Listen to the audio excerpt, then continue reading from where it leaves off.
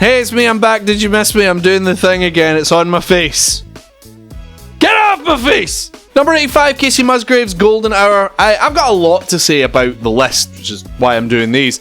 But one of the things I can't really speak to is some of the outlier genres that have made it on here. I've been floored in recent years by some of the heartbreaking and empowering country I've heard from progressive and marginalised spaces. Seriously, go and listen to Sidelong by Sarah Shook and the Disarmers. Dwight Yoakam is a great song on that album. Fucking love it. Great.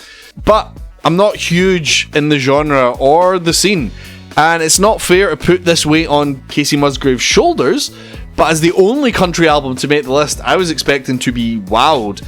Remember, this made it in over Dolly Parton, Willie Nelson, Johnny Cash. When it comes to Golden Hour, there's a couple of great country-flavoured pop tunes on here, but it's really not much to write home about. The song Rainbow is absolutely beautiful though, worth a listen on its own for sure.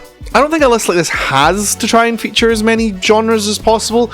To be the only country entry feels cheap and dismissive of some of the fantastic storytelling and emotive composing happening in country music.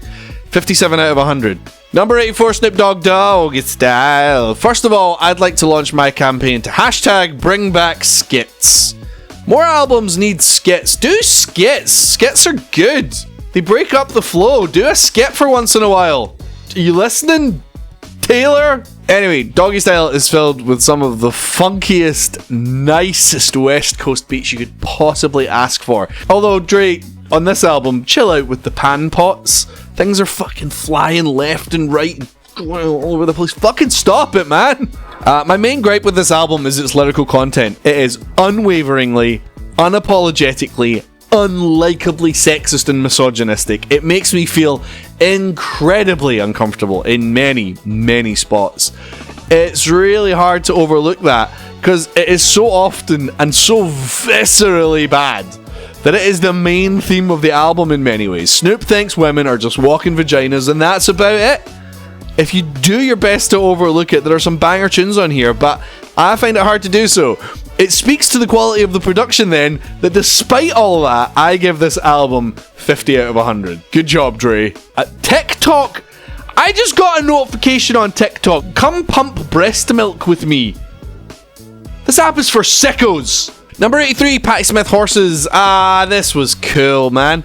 As much as I would tell you I like punk, my history of early punk is quite spotty, and I'd never heard any Patti Smith before listening to this. There's a lot going on here, way more than I expect from the genre. This album is going to require multiple listens, I think, to fully unpick all the poetry that's going on in some of Patti's lyrics.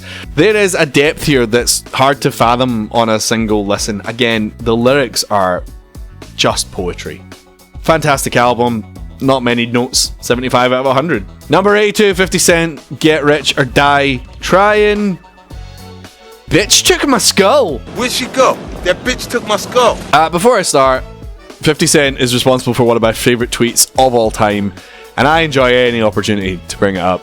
Oh, the mixing and mastering on this album, though, is awful. It sounds like they stuck too much distortion on it when it was being mastered. There's a few skits on this album, albeit short ones. Hashtag bring back skits. I'm conflicted on this one, man. 50 Cent flits between, rightly, talking about how hard it can be to live your life in the culture he grew up in, with gun violence running rampant, and then also glorifying that same violence. I'm not saying it's all glorification. A lot of it is just 50 telling you he's not to be fucked with, but then on the track Heat, the beat heavily features the sounds of guns as percussion throughout. 50 talks about how much he loves shooting guns. It's just weird to talk about how bad the situation is, but also talk about how you love being part of the problem. It feels stupid, honestly. Outside of that, there are some insanely good bangers on this album. Into Club is undeniably one of the biggest tunes of the era.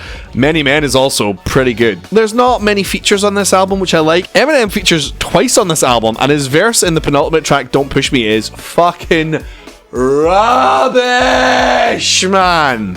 So yeah, some fantastic bars, a head-scratchingly confused message, a couple of standout bangers. decent album. 60 out of 100. Lastly for this set, number 81, Neil Young, After the Gold Rush. Along with a number of other stats, one of the things I've been tracking during this whole process is if I've listened to the album or not. And by that, I mean the whole thing in one sitting.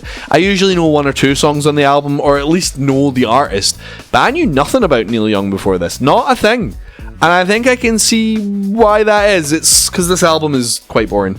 And if it's indicative of his entire output, I don't think I would like it that much. Music doesn't have to have hooks and catchy melodies to be good, obviously, but after listening to this, I can barely remember any of it. I'm sitting here right now and I can't remember any of it.